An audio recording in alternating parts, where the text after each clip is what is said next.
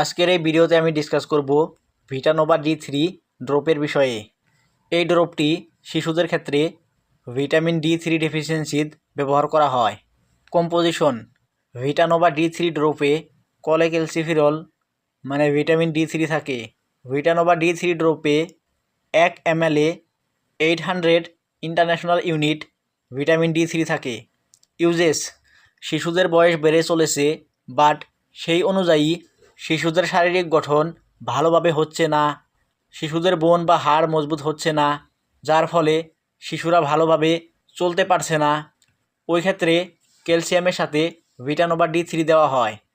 অথবা এই কন্ডিশনেও দেওয়া হয়, যে কন্ডিশনে শিশুয়ে পর্যাপ্ত পরিমাণে ক্যালসিয়াম পেয়ে আছে, বাট শিশুর বডিতে ক্যালসিয়ামের অ্যাবজর্পশন ঠিক মতো হয় না।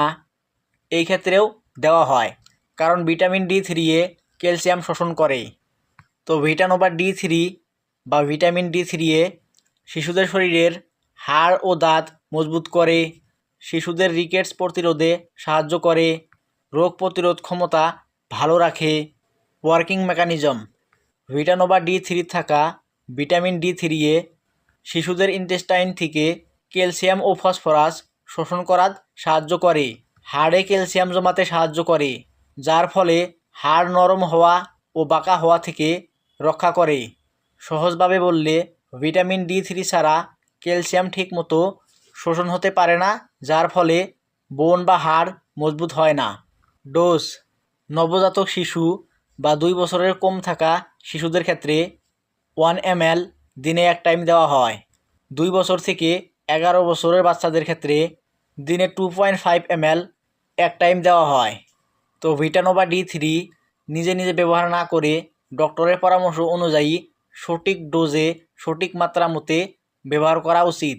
সতর্কতা: ওভারডোজ হলে সাইড ইফেক্ট দেখা দিতে পারে, তাই ডক্টরের পরামর্শ অনুযায়ী সঠিক মাত্রায় দেওয়া ভালো।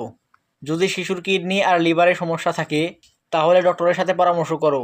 রক্তে ক্যালসিয়াম বেশি থাকলে ভিটানোভা D3 ব্যবহার করার আগে ডক্টরের সাথে পরামর্শ করো।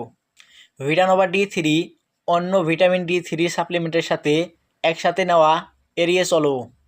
সাইড ইফেক্টস: বমি বমি ভাব, কোষ্ঠকাঠিন্য, অতিরিক্ত পিপাসা, প্রস্রাব বেশি হওয়া, এই সাইড ইফেক্টগুলো দেখা দিতে পারে।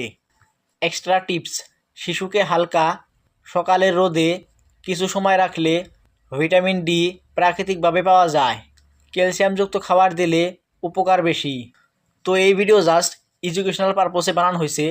নিজে থেকে মেডিসিন না গ্রহণ করে যে কোনো ধরনের ট্রিটমেন্ট বা যে কোনো ধরনের মেডিসিন নেওয়ার আগে ডক্টরের সাথে কনসাল্ট করে পরামর্শ নিয়ে ট্রিটমেন্ট বা মেডিসিন নেওয়া দরকার।